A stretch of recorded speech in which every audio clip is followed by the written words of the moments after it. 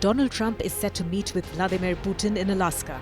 The meeting, arranged in barely a week, will mark a significant policy change for the United States. Since Russia invaded Ukraine in 2022, Putin was treated as a pariah by the West and the US. So just the fact that an American president is willing to meet with Putin is being seen as a diplomatic win for the Kremlin. Given that the meeting will not include a representative from Ukraine, chances of a breakthrough are considered slim. Trump has said that he will call Ukrainian President Zelensky directly after his talks with Putin, and that he's considered the Alaska summit as a prelude to a Putin-Zelensky meeting.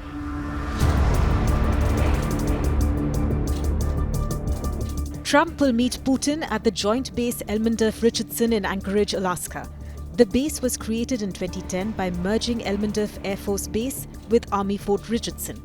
It has played a key strategic role in monitoring and deterring the Soviet Union during much of the Cold War.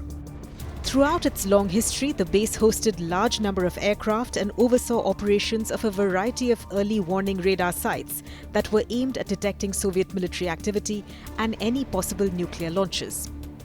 While much of the military hardware has since been deactivated, the base still hosts key aircraft squadrons, including the F-22 Raptor stealth fighter jet. Planes from the base also still intercept Russian aircraft that regularly fly into US airspace. When he was campaigning for re-election, Trump declared that he could end the Russia-Ukraine war in 24 hours. Since he returned to office in January, the US and Russia have repeatedly raised the possibility of a summit between the two leaders. Trump was initially supportive of Russia and critical of US military aid to Ukraine. He even had an unprecedented confrontation with Zelensky in the Oval Office in February. You're not in a good position. You don't have the cards right now. With us, you start having cards. Right now, you don't. You're playing cards. You're playing cards. You're gambling with the lives of millions of people. You're gambling with World War III. You're gambling with World War III. But as the war dragged on, Trump grew increasingly frustrated with Putin. Recently, he moved up the deadline for imposing new sanctions or tariffs unless Putin ended the war. He also raised tariffs on Indian imports to the US to 50% to penalize it for continued imports of Russian oil. With the sanctions deadline looming, the Russians requested a summit with Trump.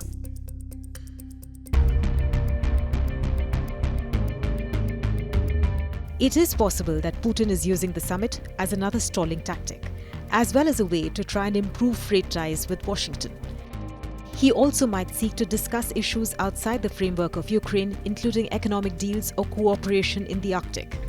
On a larger scale, the summit corresponds to Putin's worldview, that great powers should determine their own spheres of influence. Putin believes that Russia's vast nuclear arsenal still makes it a world power, even though Russia produces very little that the rest of the world wants apart from energy. Putin has called the 1991 breakup of the Soviet Union the greatest geopolitical catastrophe of the century and has sought to reassert Moscow's control over Ukraine.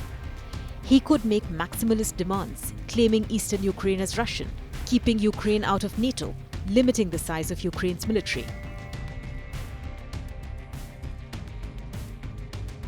Trump considers himself to be a peacemaker. He has claimed to have ended multiple wars and made no secret of wanting a Nobel Peace Prize.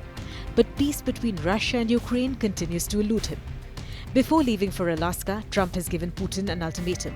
He has warned of very severe consequences for Russia if Putin does not agree to halt the war after their meeting. Will Russia face any consequences if Vladimir Putin does not agree to stop the war after your meeting on Friday? Yes, they will.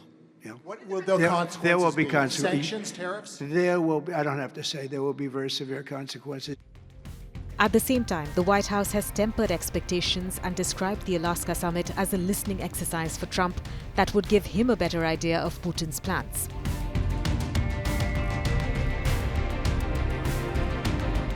While previous American presidents might have agreed to a summit as a reward for concession towards a peace deal, there is no sign that Putin has changed his attitude towards rejecting any such outcome.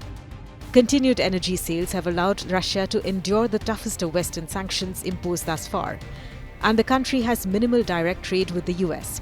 Trump has not imposed the sharp tariffs on Russian imports levied against some American trading partners. Trump claimed that Putin will stop killing people if you get energy down another $10 a barrel. But he has not moved to sanction China, which is the largest importer of Russian oil. And India has said they intend to continue buying Russian oil.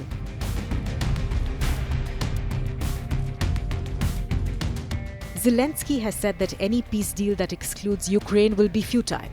Ahead of the Alaska summit, he joined a video call that Trump had held with European leaders.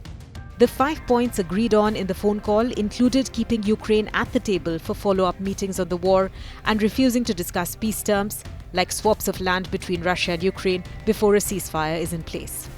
Ukraine and Europe have expressed fears that the Trump-Putin summit in Alaska could echo the 1945 Yalta summit, when Europe's map was redrawn without input from the affected countries.